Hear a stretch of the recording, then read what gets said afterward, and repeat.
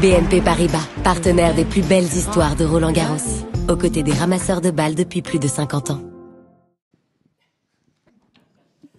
Bonsoir Caroline. Bonsoir. Est-ce que tu peux nous dire quand tu as vraiment décroché? Parce qu'on a l'impression qu'il y a un moment dans ta carrière, tu parlais de 2 ans très difficiles. Est-ce que tu te rappelles vraiment ce moment où tu es passé de l'autre côté, où on sent que c'était presque une souffrance de jouer au tennis? Je pense que l'année 2023, ça a été vraiment dur. Je sais pas trop qu'est-ce que vous entendez par passer de l'autre côté, mais l'année 2023, pour moi, ça a été vraiment, vraiment difficile de trouver la bonne balance avec le tennis et d'avoir une relation saine, on va dire. Il y avait à chaque fois beaucoup de tensions, de frustrations, d'attentes, beaucoup de choses noires, assez noires, qui affectaient énormément aussi ma vie comme personne ou des choses assez simples de la vie de tous les jours. Et du coup, ça a été dur. Et j'ai essayé de trouver souvent la solution, de trouver plus de balance, de m'entraîner différemment, d'avoir des objectifs différents, etc. Mais forcément, ça a mis du temps. Et après, l'année dernière, c'est devenu trop. Et il a fallu que j'arrête. Souvent, j'ai voulu arrêter plutôt en début de saison, mais je voulais vraiment jouer les Jeux Olympiques. Du coup, je suis allée jusqu'à juillet, septembre. Mais ouais, j'avais besoin de prendre un peu d'air par rapport au tennis pour me rendre compte de certaines choses.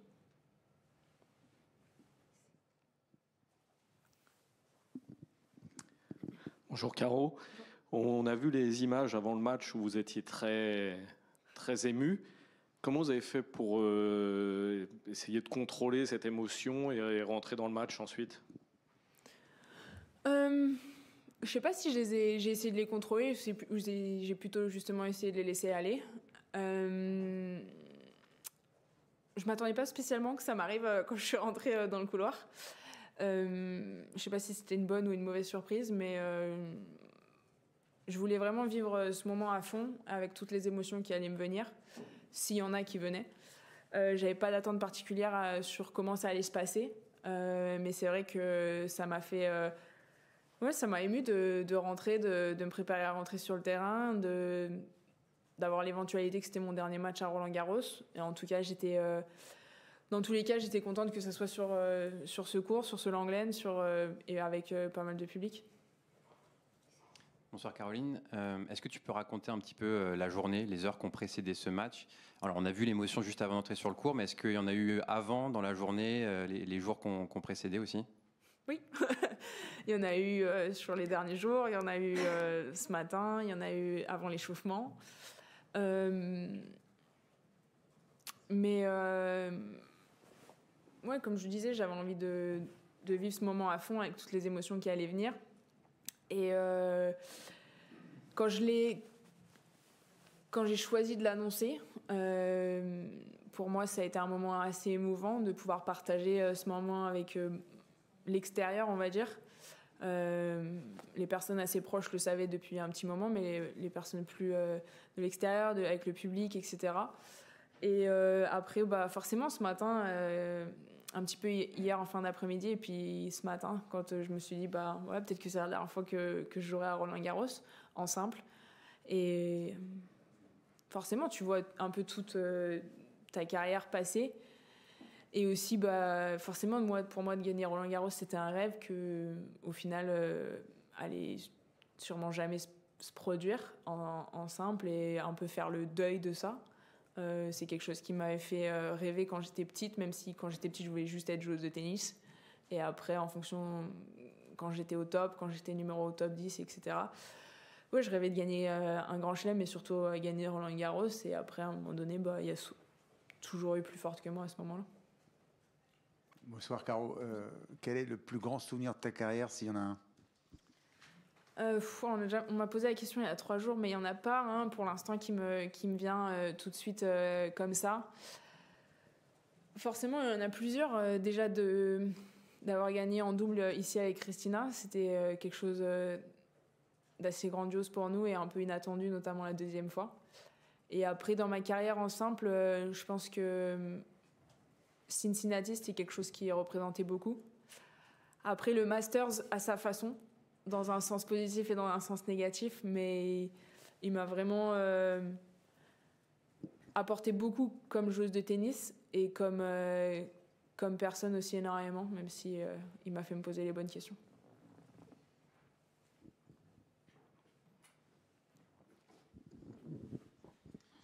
Bonsoir Caroline, tu nous as parlé des émotions avant le match, mais c'était comment pendant le match et aussi après ce moment avec le public et sur le court?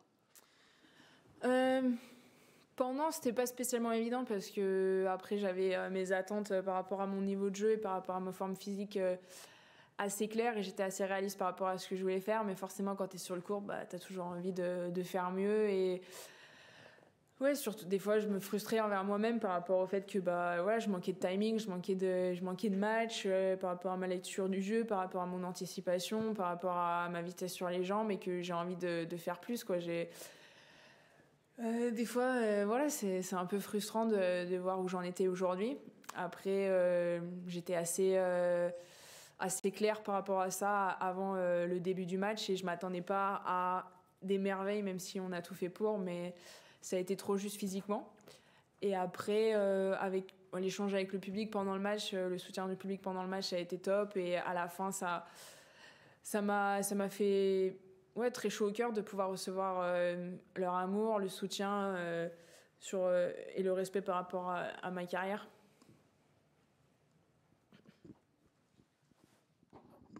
Bonjour Caroline, qu'est-ce qui te manquera le plus à Roland-Garros? Il y a quelque chose en particulier, le vestiaire peut-être, ces choses, je sais pas. Le vestiaire, je peux revenir? Oui. Je peux demander accès. Qu'est-ce qui me manquera? Le trophée, on va dire. Ça, il me manquera toujours, mais c'est comme ça. Non, je sais pas trop. J'y ai pas pensé. Je reviendrai au pire si un jour je suis déprimée. Je reviendrai dans le vestiaire. Bonjour Caroline, tu as parlé dans ton discours du stress et de l'envie de bien faire qui t'ont un peu prise à Roland-Garros. Est-ce que ce match-là, ça a été totalement différent et justement avec l'annonce que tu as faite de l'annonce de ta carrière, de l'arrêt de ta carrière, pardon, tu étais complètement libéré et sans stress? Je pense que quand... non, au final, j'étais quand même tendue. Forcément, c'était un stress hyper différent de d'habitude. Parce que déjà, comme je l'expliquais un peu, par rapport à mes attentes, par rapport à mon niveau de jeu, etc., je pouvais pas non plus rêver de produire un super niveau de jeu par rapport au nombre d'heures de tennis que j'ai ces 2 derniers mois. Après, c'était... chaque année, quand j'ai gagné Roland-Garros...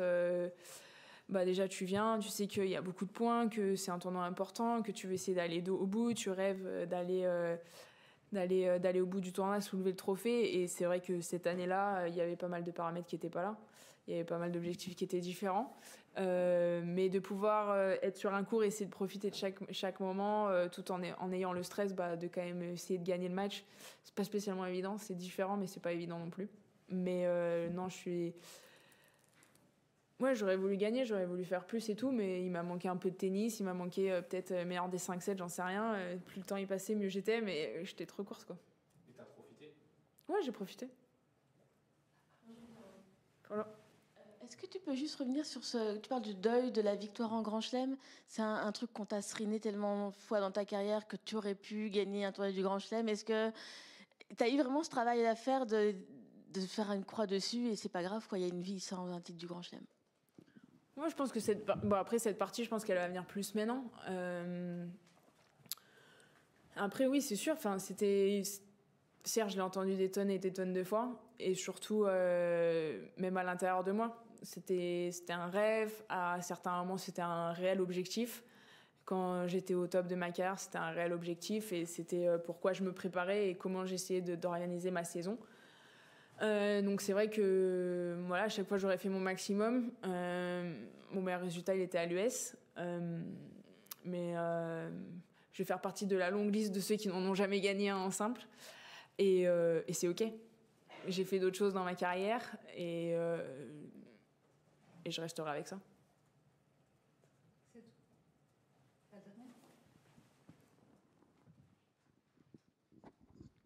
Donc Donc c'est ton dernier Roland-Garros, mais c'est pas totalement la fin de ta carrière. Est-ce que le dos va bien et est-ce que l'objectif aujourd'hui c'est toujours d'arrêter après l'US Open? Il va pas aussi bien que ce que j'aurais souhaité. Ça aura pas été sans douleur, mais ça a été plutôt positif. Après, voilà, ça va être ma priorité d'essayer déjà de jouer en double demain avec Diane et essayer de récupérer le mieux possible et de voir un peu quel tournoi dans ma préparation je vais pouvoir dans ma programmation je vais pouvoir jouer. Et après, forcément, mon classement il a un peu baissé aussi, donc je rentre plus forcément dans tous les tournois où j'aurai envie de jouer. Mais on verra qu'est-ce que je vais pouvoir jouer ou pas. Merci.